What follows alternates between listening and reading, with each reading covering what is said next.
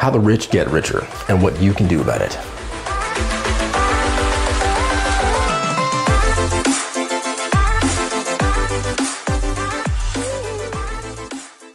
Ever notice how the rich just keep getting richer while you just kind of keep staying the same?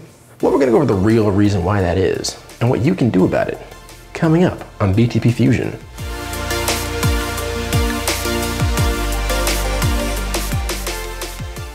What's up, you guys? This is Derek West in BTP Fusion. On BTP Fusion, we love to talk about the synergies between business, technology, and personal finance.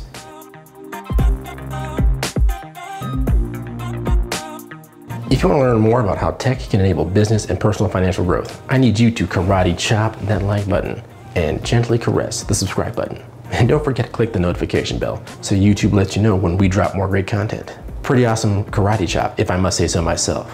And I must, because no one else is saying it. Unless you say it in the comments down below. So say it, is what I'm trying to say. I'm not begging or anything. I kinda am. Say something in the comments down below.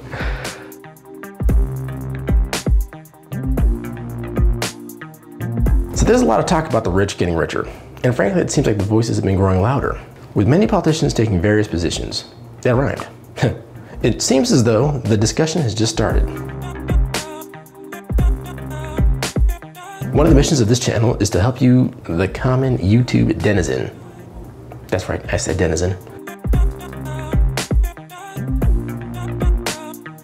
Spot the trends and take advantage of financial opportunities.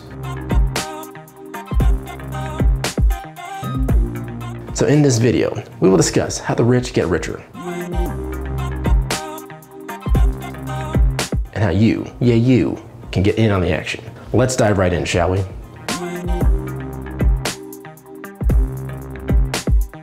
So to understand how the rich get richer, you need to understand the bare minimum features of the macroeconomy. Let's stay in the United States for the sake of time and simplicity. We need to understand the role of the Federal Reserve. Money, in our case the US dollar, is created by central banks, the Federal Reserve, and then lent to institutions in the federal government at various rates.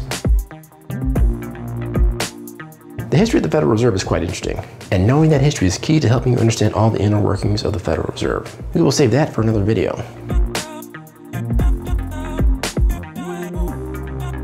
But essentially, the ability to raise interest rates is one of the key functions of the Fed in support of its mission to maintain a stable dollar and promote full employment, among other things. Lowering interest rates stimulates the economy because lower interest rates encourage people to borrow and thus spend money. They then pay that money back, which helps to promote the velocity of money, which is a key indicator of macroeconomic health. The Fed can also raise various interest rates. Raising interest rates discourages people from borrowing money, as it becomes more expensive to pay that money back. This lowers the circulation of currency, which in turn strengthens it. In other words, you can buy more goods with less dollars, and this helps fight inflation. What tends to happen when interest rates are lower is that wealthy people are often the first to borrow money at pre-inflated prices. The reason for this is that wealthy people tend to be more educated on how money works and thus tend to have good financial habits like saving and purchasing goods and services that appreciate first before buying goods and services that depreciate, if they buy them at all. Also, because they are typically in the know, and more often than not they have collateral or at the very least connections, most likely because of their savings and investment habits, they tend to be seen as good risks to lenders. It's one of those catch-22s. The more wealthy you are, the less you need the money. The more willing people are to give it to you.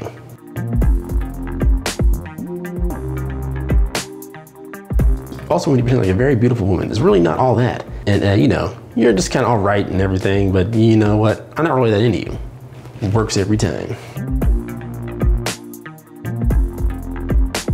Back on target, as the rich continue to use and invest with cheap money, they slowly, sometimes quickly, depending on the factors, start to drive up prices.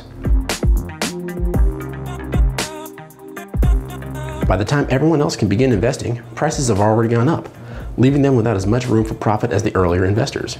Hence, the rich keep getting richer.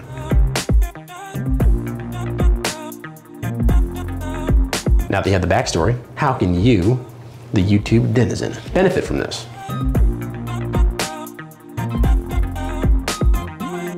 Really, to take advantage of these trends, you need to take care of these 4 things. Number 1, get your credit right. Having good credit, that is to say, being a credit-worthy individual, is one of the key drivers of financial success. A lot of people hate that concept, and it tends to make people angry. The fact of the matter is that until the entire economic system is based on cryptocurrency, credit will be a key economic driver. And when that happens, this advice will no longer be relevant. As it stands, however, most of the economic activity of the entire world is exchanged through old-fashioned fiat money. Which means that in order to borrow money for non-consumer debt-based items like real estate, businesses, even money to purchase stocks, you need credit worthiness. This doesn't mean that learning to save isn't important. It is. This doesn't mean that living below your means isn't important. It really is. It just means understanding the rules of the game and play it and don't let it play you.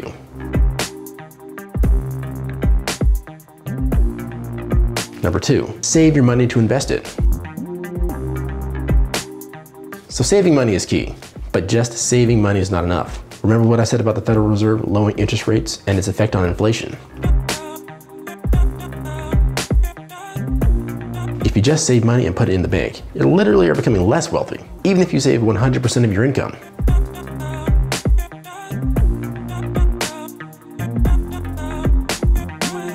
You need to save to invest, i.e., your savings account should just be a holding spot until you spot an investment that can get you good, reliable returns. There are many kinds of investments out there that are good places to park your money. Some of the best currently are real estate and index funds. Both of them have a solid track record of beating inflation and returning your investment with interest.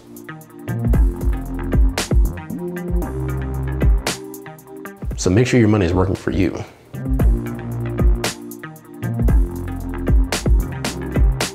Think long term. Have you been living on a rock the last couple of months? If so, here's a headline for you. The stock market went down by a large percentage recently. Women and children hardest hit.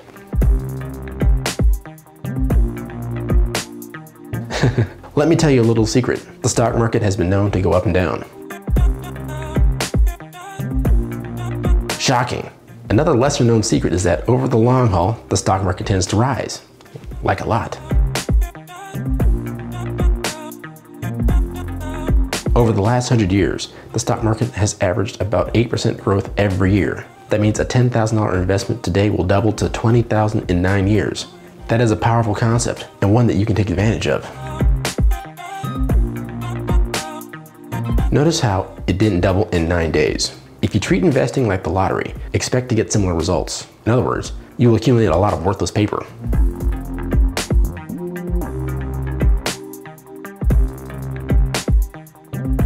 Attempting to time the market to beat the market is generally not profitable for amateur investors, and even for professional investors.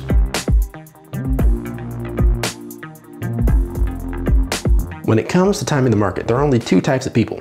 Those who can't time the market, and those who don't know they can time the market.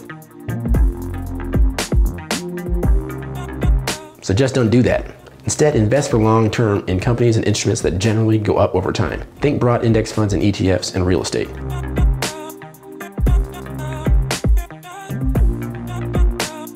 So no doubt the rich get richer. That is true in all societies without regard to the political system with which they are under. The truth is, the laws of money are universal, but you now have a better understanding of those laws and can take advantage of them so you too can keep getting richer right along with the 1%.